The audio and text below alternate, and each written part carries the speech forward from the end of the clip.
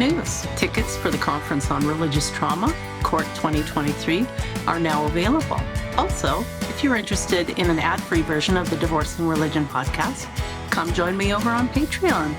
Links for both are in the show notes. Thanks. Hi, everyone. Thanks for tuning in today to the Divorcing Religion podcast. I'm your host, Janice Selby. I'm a registered professional counselor and a religious recovery consultant. Connie A. Baker is my guest today. Connie is a licensed professional counselor who specializes in recovery from religious abuse. Connie's life mission is to educate, validate, and advocate for religious abuse survivors. In 1990, she suffered life-shattering spiritual abuse and had no one to talk with about it. At that time, very few resources were available to help with spiritual abuse recovery. Not wanting anyone else to lack support, Connie set to work creating such resources.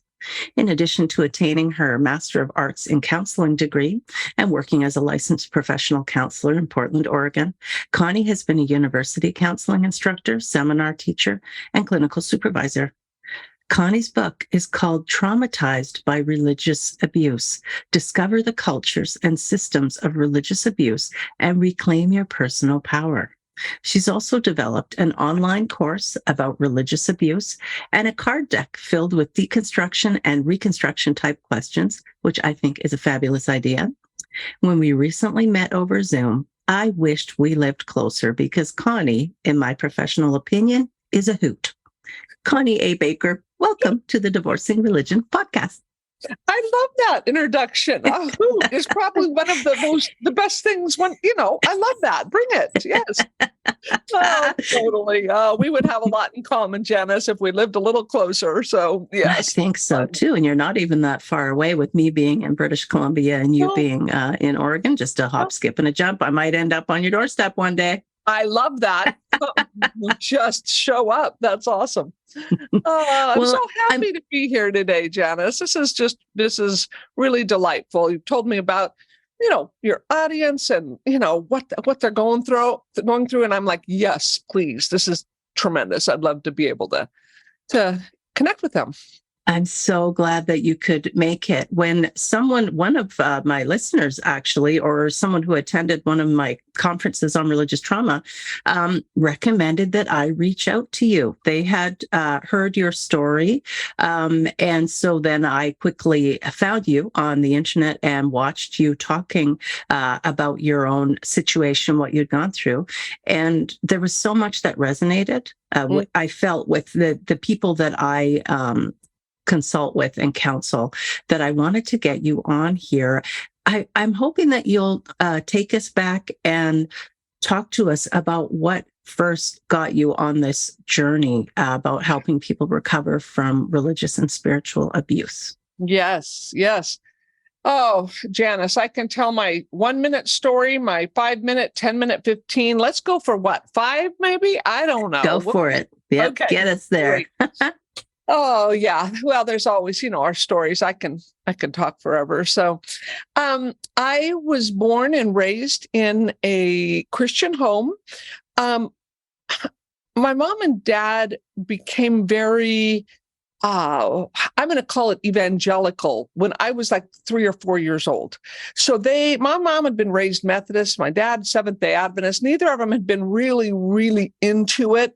But when they got into it was when I was young enough to not remember, 3 years old. And so I was raised in a country church that was, let's just, for the sake of saying, let's say it was Baptist-y. It's a community church, but in terms of theology, and this was back in when dinosaurs roamed the earth, back in the 60s and 70s. And so I grew up in that culture. And I was a firstborn of 2 firstborns, pardon my twitch, right? So, and they were young. So there was a lot of rigidity. There was a lot of conformity. I was praised through my childhood and teen years for being compliant. I was a compliant firstborn. And yeah, looking back, it's like, oh my goodness, yikes. But hey, if I'm supposed to follow Jesus, I'm going to do it. I'm going. I'm all in. Okay, so what do you do when you do that? You go toward being a missionary. So I go to Bible school, conservative Bible school, heading toward the mission field. Okay, so that's the context of my growing up years. I started going to church at 19 years old that I fell in love with. I mean, I loved what it was doing. I loved the community. It was very missions oriented. So I'm like all in. I won't say much more, just not to trigger us, okay? But that was my life, and I think my guess is it's probably a lot of the listeners' lives. And so I was all in, and I gave my heart and soul to this place. Well, when my second week I attended the church, I met a pastor. There was no senior pastor. It was what called elder rule. Anyway, so this guy, I met him. He says, "Hey," I said, "I love this church. I'm so excited." And he said, "Well, if you have any questions, come see me." And I'm like, okay. Well, this guy is like 3 years younger than my dad, married, 7 children. Okay. If you haven't heard my story, you probably can tell where this is going. 5 years later, 5 years of grooming for sexual abuse later, which I did not see coming. I'm now 25, and he starts making sexual advances. I am distraught. I'm like, what is happening to my life? And I go, just horrific panic and everything going on. Well, I'm also a raging codependent because I have been raised in the church as a woman in particular.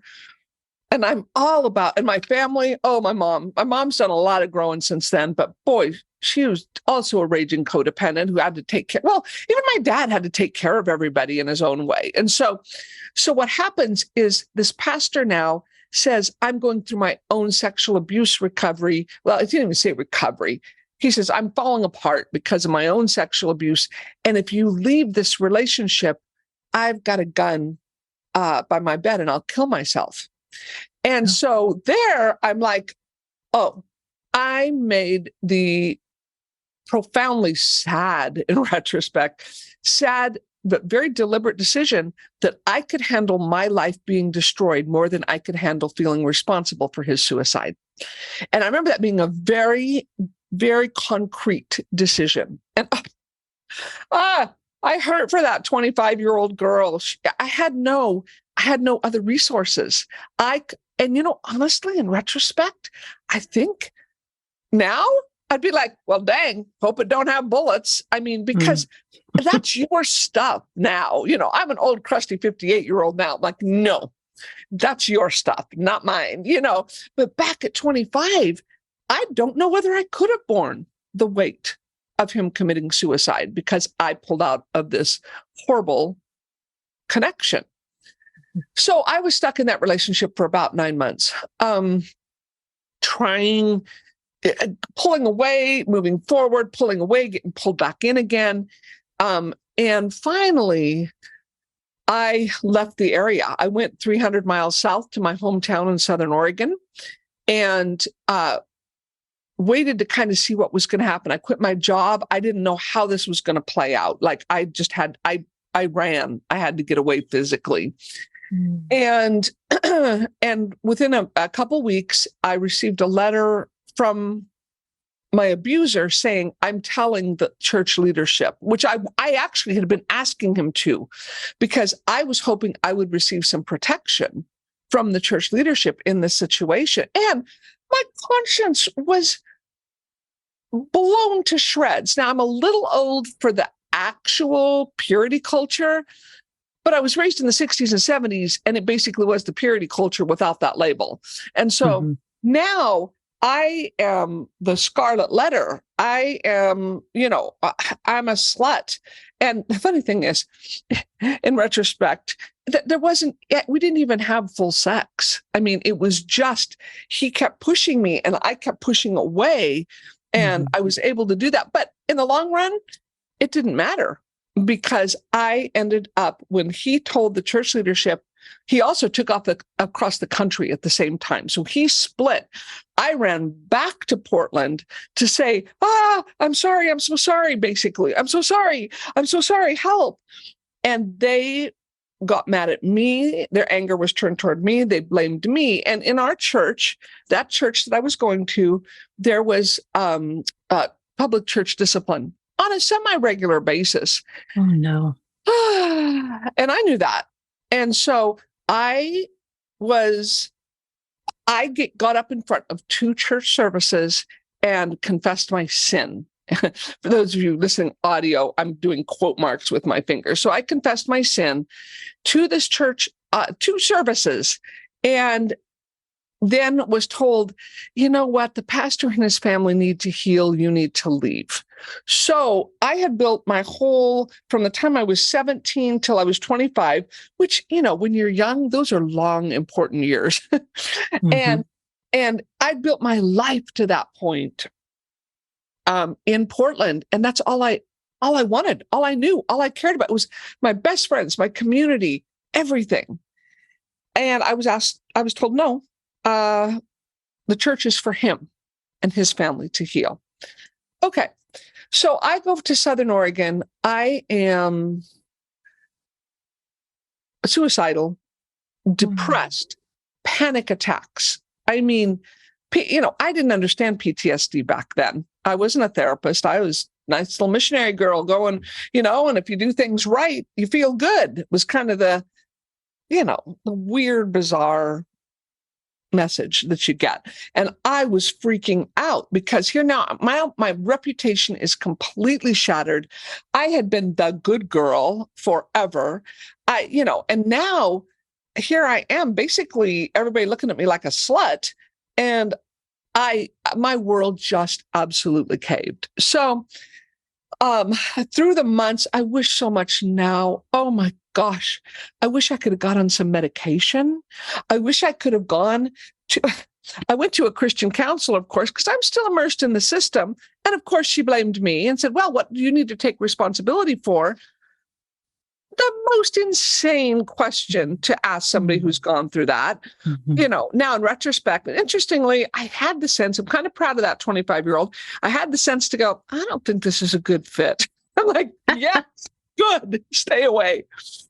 Well, fast forward 7 years, I get married to a wonderful man, ironically, who's a pastor. Anyway, thank God, he was a wonderful man. He's a great human. And we've gone through a lot since then, with our faith and how we, distance, everything. But I married a pastor within 2 years, which in retrospect, I just kind of, I just have to shrug my shoulders and say, I don't really get that. But it was a very beautiful, good thing. 31 years later, I can say I still really like the guy. So that's a good thing.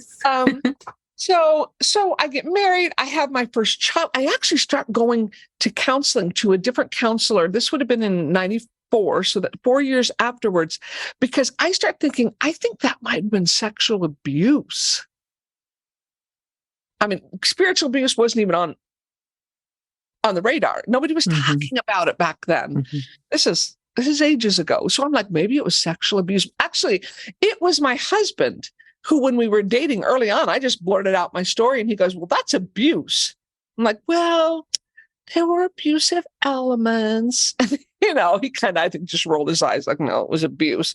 So that was a gift to me to have somebody say, no, that was abuse. And, so I finally think I probably should go to counseling for this. I'm not a therapist yet, but I believe in counseling. I'm like, I'm all good with that at this point. And luckily, I was raised in a home and a church that didn't totally poo-poo counseling. Like, some of us like, no, that is wrong. It's of the devil, all that crap. So luckily, there was some openness to that. So I'm like, okay, I'll go. And this counselor said, oh my gosh, it was total sexual abuse. And I'm like, okay, that helps. And so she helped me walk through that. So really, this is now, I got pregnant. I was going to say, I started counseling, got pregnant, and said, nope, not opening this package, and pulled way back till my daughter was, I think, 1.5 years or so. Then I went back and said, okay, let's readdress this. So we're now 7 years in at this point where I'm going through counseling, trying to sort through stuff. It's just clearly turning into the 10-15-minute version. No problem. Anyway, so I go to counseling. I finally start healing, but nobody, even my really good counselor, doesn't really know how to address the spiritual abuse part. So I'm sitting there and I start doing a little more research and reading the little bit that was available back then. And I'm like, okay, I totally got leveraged by people in power. They manipulated, controlled me, silenced me, shamed me, all of this. I'm like, oh, well, that's abuse. So I'm getting a little more public with my story. I tell it 9 years later, 300 miles away, scared to death to tell my story. And that's why people are, some people kind of take the mode, oh, you need to tell your story. I'm like, I'm careful. No, you don't have to do anything. It could be helpful to tell it to somebody safe, but in terms of public, that's your choice and it's your timetable.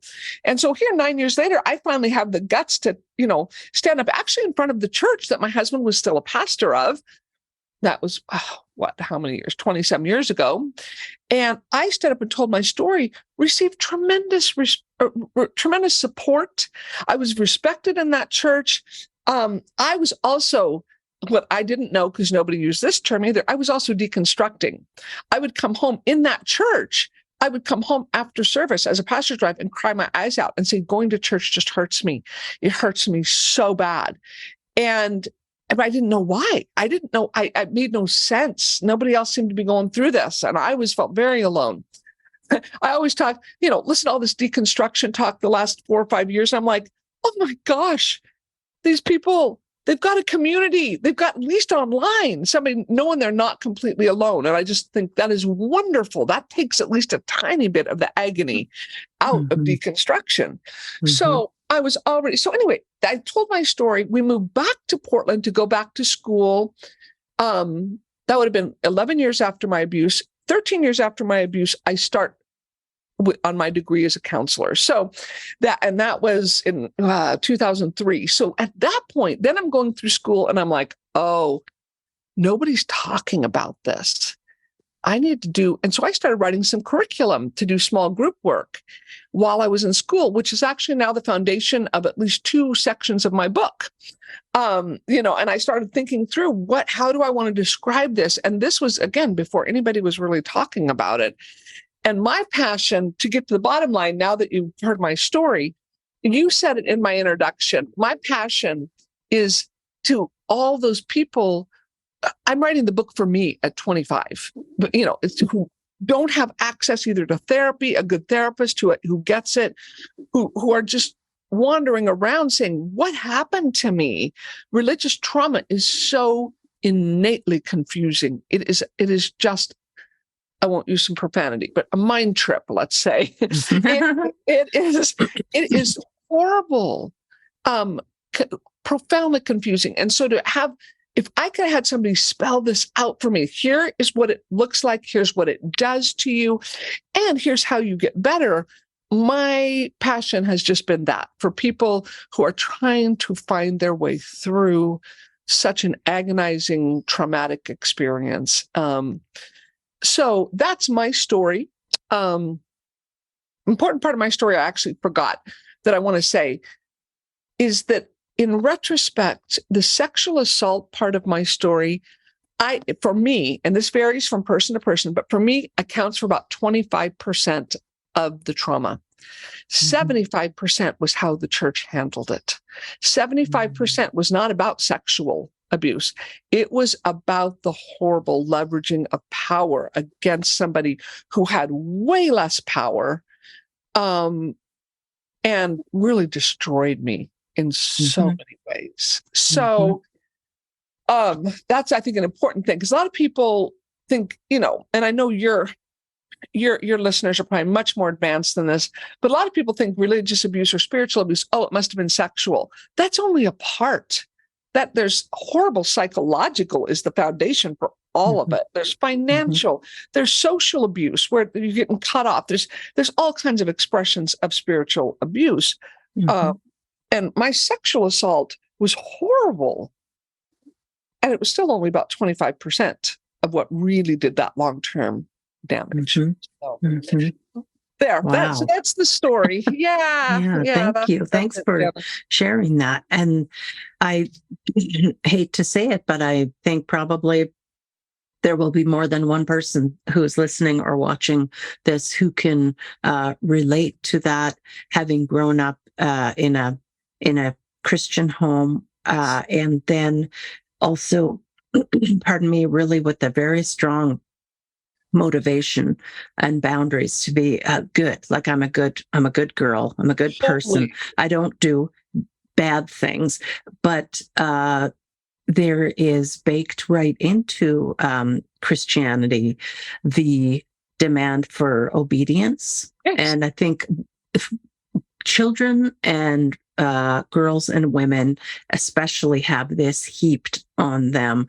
where we're supposed to be polite, we're supposed to be obedient, we're supposed to be caretaking for everybody else, even at our own expense. You're supposed to be a suffering servant, supposed to be a martyr.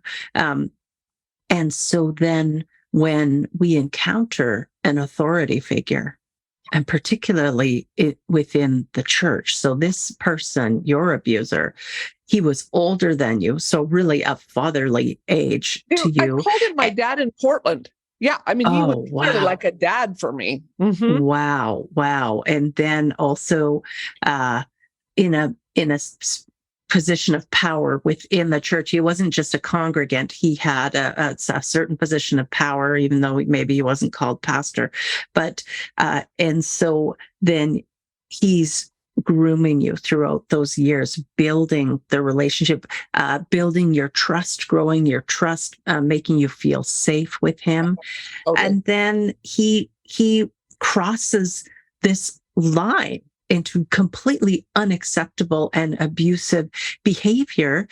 Can you talk a little bit about how you see codependency as far as relating to religion? Because I feel like it's such a common, huge issue. Yes. Oh, so much to say. I know that you and I, Janice, were talking earlier about this, and I thought this could be a whole seminar about codependence and religion and how it feeds. You know, you've just said a lot of things that codependence at its core, the way I would define it, is having your head in somebody else's stuff rather than yours. I mean, you think about the classic codependence with addiction. You know, most codependents aren't clear on how they feel, what they want, what they need. They are in the addict's head, trying to manage for their own safety and well-being, trying to manage that addict to get them either through power, overt power, or manipulation. And, you know, and they're going, I don't even say that judgmentally. They're going, I'm a recovering codependent. That's not judgmental. But trying to save their own life sometimes with this, because their life is attached to this addict. It's a coping mechanism. Yes, they're just trying to survive, and they're trying all these different ways. How can I get this person to stop their addiction? And so they're going to go all over the place, but they are not defining themselves. And this is where even those of you raised, at least in the type of churches I was, the questions, what do I want? What do I need? How do I feel? Are innately, those are not celebrated questions. No. They, in fact, are the opposite of don't be selfish. It doesn't matter what you want. It doesn't matter what you need. It doesn't matter how you feel. There is always this authority structure above us saying, no, here's how you should what you should want, what you should need, how you should feel. Those to me are the three most basic self-definition questions. And I may write a book someday. I already have the title in my head, and it's "What Do I Want?" The hardest question to ask and answer, because most of us in some way are recovering codependents. We're trying to figure this out, and self-defining and getting clear on me is the opposite of codependence. And so religious structure, by its very nature of an authoritarian umbrella, and often authority in layers. I mean, I was raised fundamentalist, and do you guys say names very often on this thing, or is that a? Anyway, you can say a name.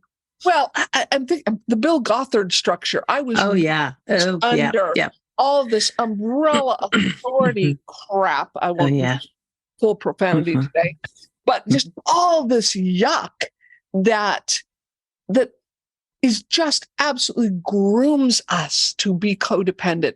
It grooms us to give away our power. It grooms us to say, it's not about me. Oh my gosh. Even the issue of what did Bill Gothard used to say about anger? Something like, when your rights have been violated, you get angry. And now I go, absolutely. But that was a no-no. It's like, no, you just think you have rights. So you shouldn't be angry because, so this is explicit grooming for codependence. You can't speak for your own sense of self. You can't say, I don't like that. Stop it. It's like, right. You're trapped. It's just so devastating. So it's interesting that you brought up the idea of addiction. So growing up maybe with a parent who struggles with addiction, because religion can absolutely be an addiction. And what I have found is that adult children of alcoholics, ACOA, share a lot of traits and laundry list items with what I call acorns, adult children of religious nuts. They have the same. We have a lot. That is so great. Yeah, we have a lot of crossover there, particularly when it comes to codependency, very poor boundaries, low self-esteem. Well, particularly growing up in a church where you're told that you're nothing without Jesus, right, and that your only hope is in becoming a very obedient Christian. And I know when I was raising my own daughters, and I was a deeply devout fundamentalist Christian at the time, I wouldn't accept curiosity from them. It had to be stamped out in favor of obedience. Obedience was prized, not curiosity. Curiosity is dangerous because it can lead to questioning, lead to doubt. And, you don't want to be doubting Thomas. You don't want to be sinful by doubting. When really, doubt is the edge of growth. It's right. It's beckoning us to question and learn and grow. Yeah. And curiosity is such a sweet, beautiful attribute. We have to be curious about life. But we're trained very early. We're trained in dogma, not curiosity. It's like, no, you don't even ask questions. We're going to tell you everything before you even ask.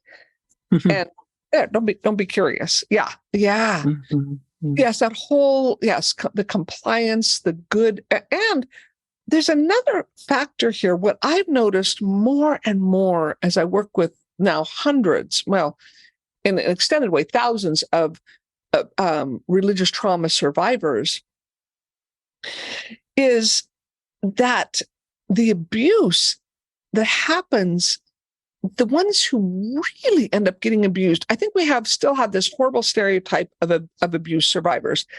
They're sweet, they're timid, they don't really speak, they're mousy. And that is just not true.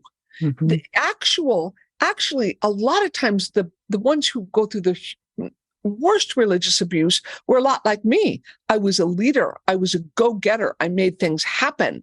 I was competent. I was confident, as much as I could be appropriately as a woman within the church. Right. Because there's limits to that, Mm-hmm. But I was out there. I was competent. I was a leader. But deep down, I was also a rule follower, compliant, following the code of the system. And so I think sometimes that gets a little mixed up in our minds. When we talk about compliant, that often doesn't mean mousy. I was never mousy. I was a pretty outgoing kid, and even within the church. And I'd be friendly. As we all do, we find out the codes where what you can and can't do and how far you can go. But within that, I was outgoing. I made stuff happen. I mean, I led stuff, and it was all within that code of compliance. And it's never like I never actually questioned the system. Right. So I guess I think there's some good distinctions to make sometimes about how we think about ourselves as trauma survivors. And it's like, especially within the faith, no, this is not because I was mousy and quiet and had no voice. I actually did have a type of a voice at 25. Right. And we also want to make plain that men can be and are and have been also victims of spiritual and religious abuse, and of course, certainly of sexual abuse as well. Yes. And also, some women it's flipped where the woman is the predator. But typically what we see, because of the patriarchal hierarchy in Christian churches, but also in Jewish and Muslim situations as well, and I'm sure others, their predators can climb and rise and slither to the top because they can be either charming, very charming. And to charm is a verb, right? We get charmed by another person, and they know the right language, and they can see people who might make easier victims for them. And that is just so despicable. We put our trust in these leaders, and we are, in fact, we're living the best lives of integrity that we can. We're thinking, well, what makes a good Christian?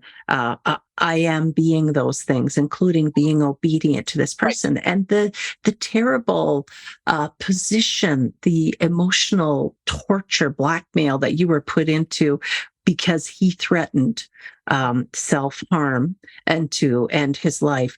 If you left, that is blackmail, emotional blackmail of the highest order.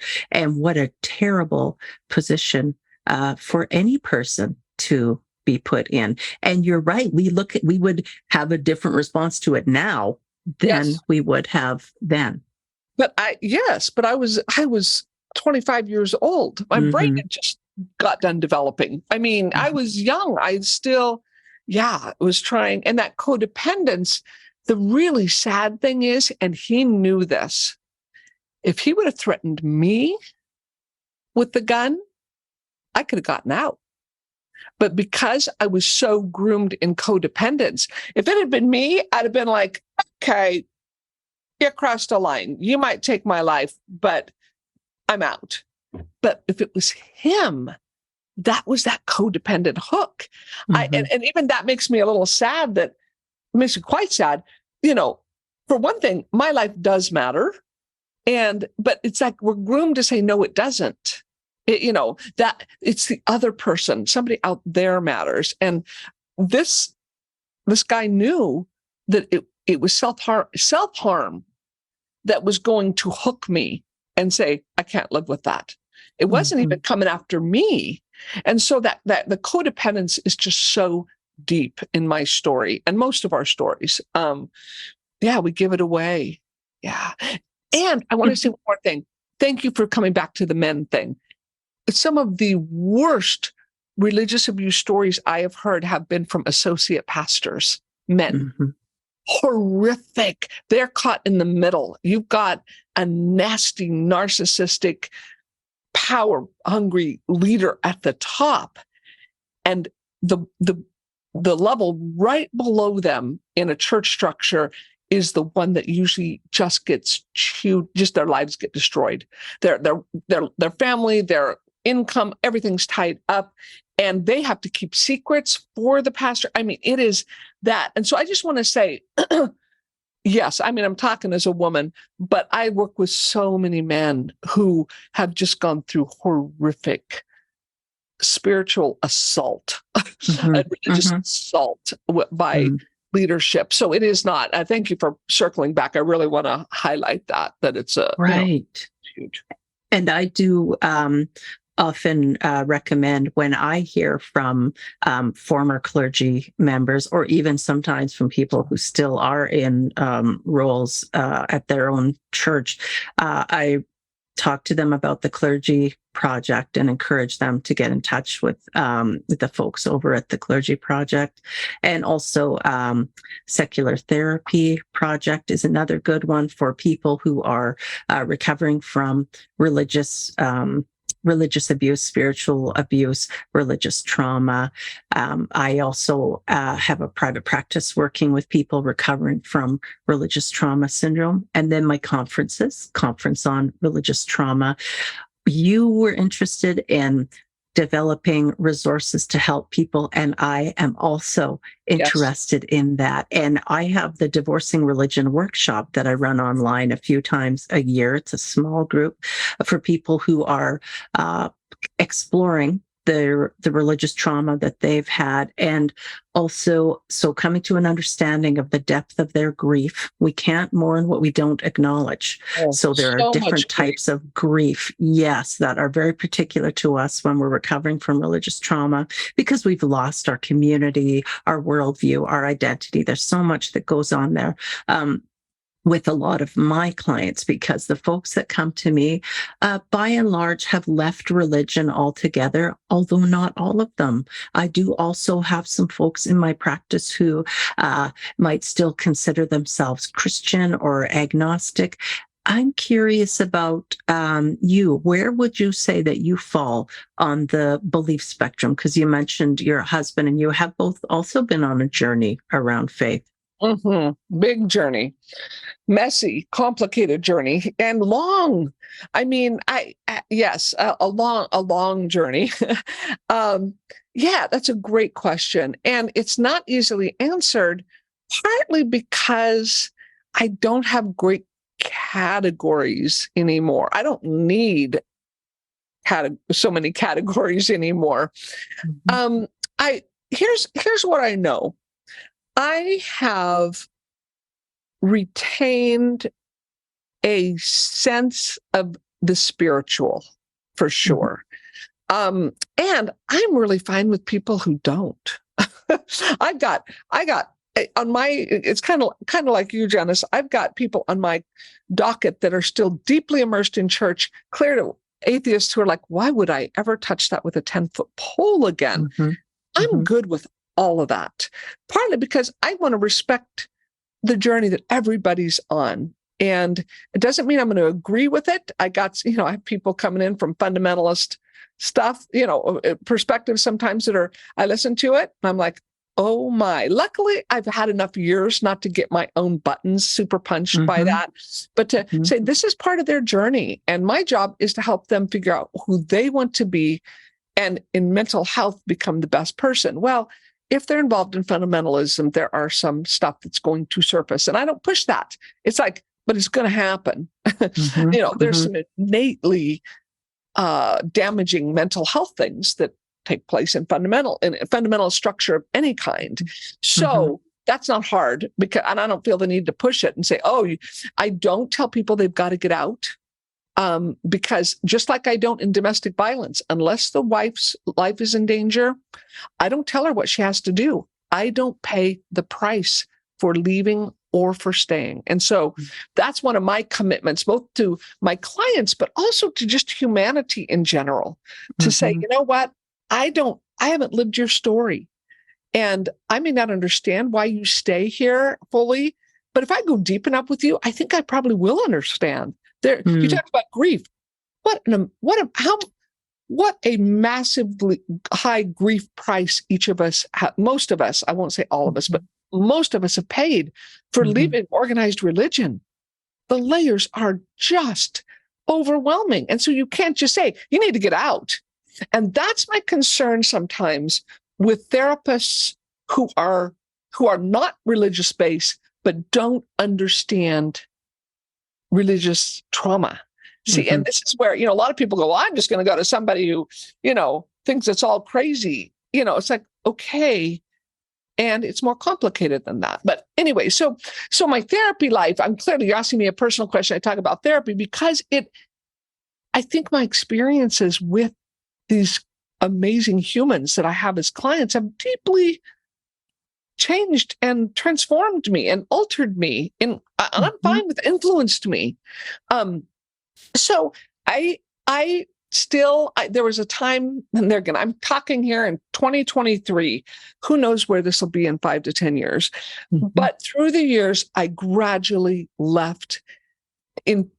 For about 5 to 7 years, I said, I have 1 foot in evangelicalism and 1 foot out, because I could feel myself getting more and more damaged by both the theology and the culture. And so finally in 2009, I said, I'm out. I didn't make that public. I just knew, I said, there just came a point, I go, I'm done. I'm not going back to that perspective. And since then, I didn't know how far I was going to swing. And that was a little scary to me, for many reasons. I'm like, how far am I going to go? And I kind of threw it all up and just said, I don't even know. What do I? And then there came a point a few years later, maybe not even a few years, within a year or two, where I sat down and said, what do I know experientially for Connie? Not because somebody's told me, but what do I know for me? And that was the kind of the ground, the foundation. I started rebuilding something. What do I know? And there again, we're not talking head theology crap. Just in terms of my humanity and my experience as a human, what do I know about the spiritual realm? And so I just slowly kind of built back a little bit. Even built doesn't sound quite right. It's less of a building metaphor for me and more of a garden or a park. It's like, you uproot bushes, you cut down trees, you plant new stuff. And some of that landscape is there, but spiritually, it's more organic for me at this point. Here's my structure of where I'm at spiritually. So I still carry, we're recording this on the week before Easter, and it's always an interesting time for me to go, what of the Christian faith do I still retain? What of the Buddhist faith have I implemented? I mean, I've just done a lot of different things, gone a lot of different directions to say what's making sense for me spiritually. Right. And so there's parts of the I don't even want to say the word Christian, because I see Christianity as much bigger than evangelicalism, and most people don't, or fundamentalism. But so there's larger ideas from the larger Christian faith that I still, I think, I'm still willing to go with that. But there again, all kinds of beautiful Buddhist thought, metaphysical stuff. So it's just been my own journey. Does that answer the long question? Yes. And so it sounds like you've moved into a much more expansive space. And life feels better when we can breathe, when we're not in this constricting corset of belief, which is what fundamentalism is. And I would liken it for myself to holding that beach ball under the water for so long, and then the pressure is building. Finally, it's got to emerge from there. You've got to break free. That's how it was for me. Can you tell us a little bit about your cards, your decks of cards. You sent me two of them. One says deconstructing and one says present evaluation. And they're just like playing card size. And then they have questions on them. So what gave you the idea for that? Well, I have a big, it kind of goes back a little before this. I realized one of the passions in my life is seeing people have agency in their life. One of my passions is for them to say, I'm in the driver's seat. I've got the steering wheel. I've got the throttle and the brakes, and I'm driving my life. Because there, again, a lot of religious and codependent people say, okay, you go ahead, you drive, where are we going? And I'm like, no, I love for people to be able to trust themselves, have self-confidence, self-trust, agency. These are things that are just so, so important to me, not just with my clients, but anybody I'm touching. It's like, no, this is yours, go for it. So I started thinking through, okay, well, then that passion merged with my delight in questions and the power of a well-formed question. Mm-hmm. There's some questions that aren't that great. It's like they don't get you where you want to go, but there are some really amazing questions that, if they're formulated well, can expand. You're talking about being expanded, can expand and open us and not close us down. I always give the example of the difference between why did I do that and what might have contributed to that choice I just made is totally different question. It's, I mean, in the sense of where you're going to go with it. Why did I do that? Shuts. Why is it, to me, a very shutting down question? It's blamey. Yes, it's a blame. It has judgment in it all over the place. What could have contributed is a much more expansive. So I love questions. And I thought, oh my goodness, those go together. So I started thinking through, what do people need? They need powerful questions. They don't need me to answer them. They need good questions to launch their own journey. Mm-hmm. And so I did some cards. My first deck was called Morning Inspiration. And they're cards that you can just take one in the morning and, just kind of look at it and either journal or reflect on it, things like, how can I keep it simple? Of course, now I have 52 of them and I'm struggling to come up with them. How can I keep it simple? How could I make this day more meaningful? Or, just stuff like that. So Morning Inspiration was just all kinds of angles of questions. Then I did a goal setting, card deck, which I wish I wouldn't have called that, because a lot of people are like, oh, goal setting. I wish now I would have called it intention, or I'll probably revamp it at some point, but just setting some intentions around different domains in my life. And I was working with my team and they're like, Connie, you have to do one on deconstruction. And I'm like, you're right, I do. Oh, fun. It ended up being a double deck. So I take in this deck, I ask questions and I use, here's the other thing. I use card decks. I like it way better than journals, because in a journal, there is a space allowed. There is an order. And I don't like that.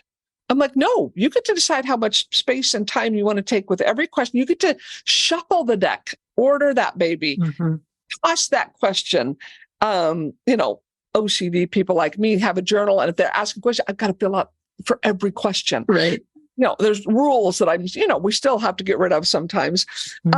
But a card deck just says, no, this is my question for the day. And so I decided to go for a card deck due to the idea of agency and saying, I get to decide which of these questions are important. So finally, I got to this idea of deconstruction in making a deck. They're the questions I ask, Janice, you and I were talking, you're like, oh, these are some questions I go through. I'm like, right, because we're therapists. And I think there's some of the questions that get me the best expansive answers. And then the second deck is present evaluation and reimagining. I kind of did a half deck a piece in there, but it's divided into three, where you've got the reimagining. This is for people who still want to retain a faith, and for people who are like, no. Who? Why? And I say that in a letter I send with every deck, saying, this is toss the cards that don't apply to you. Mhm. It's fine.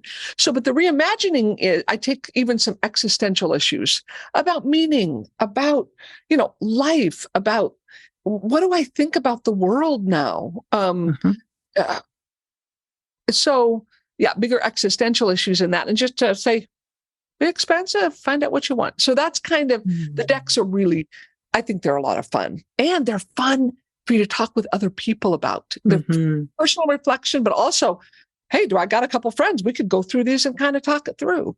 Right. Yeah. I really appreciate the cards because they're so creative. It's such a creative way to also, like you said, help people launch off into different directions. Well, what do I think about this? What do I think about that? Some of the cards in the deck don't apply to me because I am an atheist and I don't hold any belief to the supernatural. But there are other cards in the deck that are very thought provoking. And I just really appreciate the work that you have put in on your resources. And I also appreciate you coming on the Divorcing Religion podcast today Oh, to share your story with us. what a privilege. What a privilege. I love you. We were talking about the work you're doing earlier, Janice. I'm like, oh, girl, keep going. So needed. And I love getting in touch with you because now I have resources to send people to you for That's resources. So right. yeah, you're doing some Excellent. great, great stuff. So Well, ditto. Thank you for joining us, Connie, and everyone. yes. Thank you for joining us today on the Divorcing Religion podcast. A quick reminder for you to get your tickets to the Conference on Religious Trauma. They're available for sale now, and this year's conference will be held in October. And the links for that will be in the show notes. I'll also have some links for Connie for her website and how you can get a hold of these marvelous cards that we've been talking about. Quickly, what is the name of your website? How can people get to you? Question mapping. It's actually question-mapping.com. So, and Okay. that's more for my cards. I have another one, ConnieABaker.com for all the religious abuse. Got a bunch of free videos, material, podcasts, stuff on that. And then there's some other Excellent. stuff for purchase as well. So Right on. Thanks for that. Okay. Well, I hope that our paths will cross again, Connie. If I'm headed out to Portland, I I'll be hope giving you so. a shout ahead of time because that would just be such a treat to get together. And thanks, everyone. Take care of yourselves, and we'll see you again soon.